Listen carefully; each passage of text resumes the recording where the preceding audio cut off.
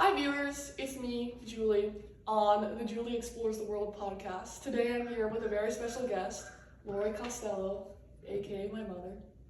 She's the prettiest guest we've ever had.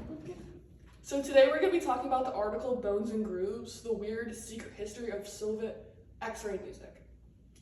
So, have you ever imagined listening to your favorite song on the X-ray of someone's ribs or hand? No. It sounds completely made up. But during the Cold War, people in the Soviet Union actually did this. Today I'm talking about the article Bones and Grooves. It tells the story of how music fans found a creative way to listen to banned Western music by recording songs onto old X-ray machines. Very interesting.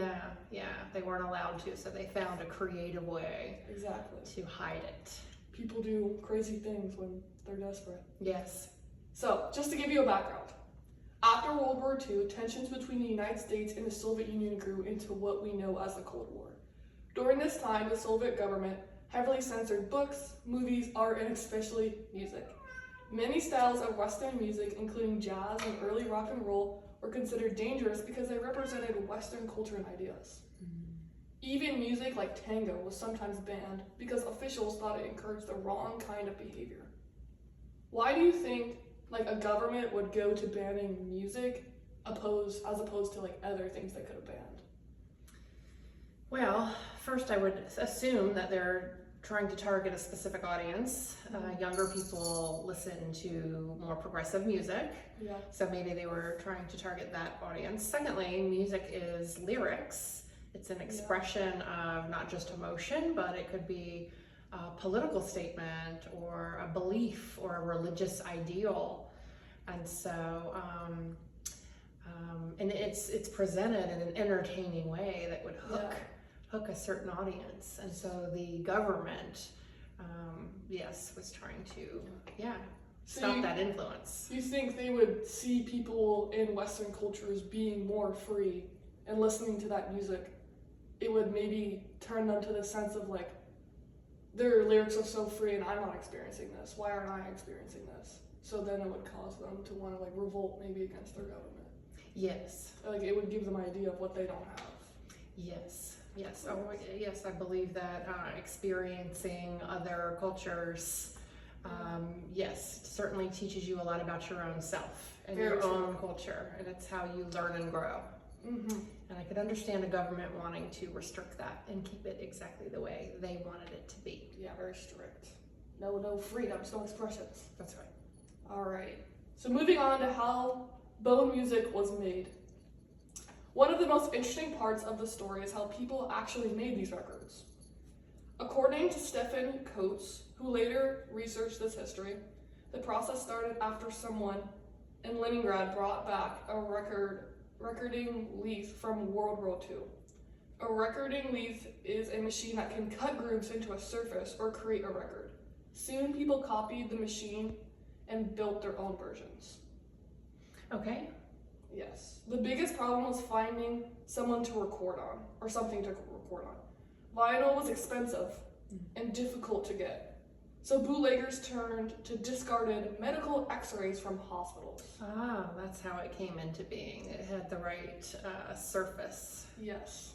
They cut the x-rays into circles, burned a hole in the middle with a cigarette, and sketched the music into the plastic. Whatever works. Literally. Because the x-rays often showed ribs, skulls, or hands. The record earned nicknames like bone music or music of the bone. Because it kind of looked like that. Yeah. The sound quality wasn't great. Many records were scratchy, short, and only playable for a limited number of times. I'm sure. But for people who had never heard Elvis Presley or any jazz music, any type of Western music, even a poor quality was exciting. Sure. A question for you was, would you still listen to music if it sounded terrible? Just because it's something you weren't supposed to hear? Would you break that boundary? Even though it's not necessarily enjoyable to listen to because the quality's kind of rough? Yes, I suppose if that were the only way I could. Yeah. And I really wanted to, yes. But of course, I would have to weigh the consequences if I got caught. Yeah, getting caught for listening to trashy music. Yes, I mean, ideally, yes, I think you should be able to listen to whatever you want. Yeah. But then again, you have to weigh those consequences too. What were the consequences? I mean, you could be imprisoned Yeah. for stuff like this Okay. at this time. Okay. So I think for them it was more of like not even necessarily the quality, but it was like we said before, the morals of the music and like the teachings. Right. Like Right, at, right, at right. some point, like I'm sure they didn't even really care about necessarily the quality. It was just Right. wanting to be a part of something. Well, I used to listen to a tape and a Walkman, so Okay, so not too much better. yeah, probably comparable. First-hand account. I've never used one of those before, so I wouldn't have any idea. I actually skipped over a part, but it does say owning or sharing the music wasn't just frowned upon. It could get people into serious trouble, like being jailed or imprisoned. Mm-hmm. So people did get punished for it. Yes. The X-ray records weren't sold in stores. Instead, they were sold secretly on street corners, parks, and dark alleyways. Buying one was almost like buying something illegal today. So, like, Mm-hmm. to them, it was like buying drugs. Yeah, it was illegal. Yeah, which is crazy. Because Yeah. how is drugs and music anything like that? Like, how are they even? Well, that's a good question. Yeah, crazy. Sometimes sellers didn't even have the songs buyers wanted. So they would go up and do all this stuff, and they wouldn't even have the songs they originally wanted to listen to. That's crazy. So, do you think listening to music is important enough to risk getting arrested? So that's kind of like a similar topic, a question that we kind of already went over. Like, is it worth it? Listening to music. Yeah. I think having the freedom to listen to music is the value beneath that. And yes, that is worth fighting for. Yeah. They at one point it's like you're risking it all just to exercise your freedom. Mm-hmm. Like you're not again like the lyrics and everything. Like yes, of course they wanted to listen to pop stars and they wanted to listen to Western music, Mm-hmm. but at some point it's more of like the music is what allows them. Like that's like an easy way for them to like exercise their freedom Right. is to do that. That's right. So it's more important than just the lyrics. Exactly. I mean it is the lyrics, but That's right. behind it. So why this story matters today? One thing that really stood out was something Stephen Coates said near the end of his interview that he had about like growing up in time with these Restrictions in Yeah. place. Okay. Well, yes. He points out today we can stream almost any song instantly on our phones. Uh-huh. Music is everywhere, and most of us don't even know how lucky we are to have that freedom, which is true. I never thought about people Mm-hmm. being restricted. Telling you what you can listen to. Yeah, I never Right. knew that could even be a law that you could even make. Right.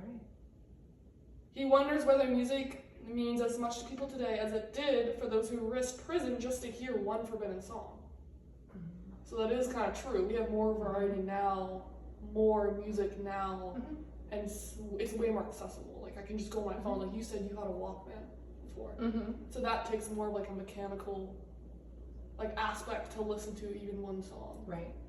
So people today would tend to like not put as much emotions into music today because it's so much more accessible. Mm-hmm.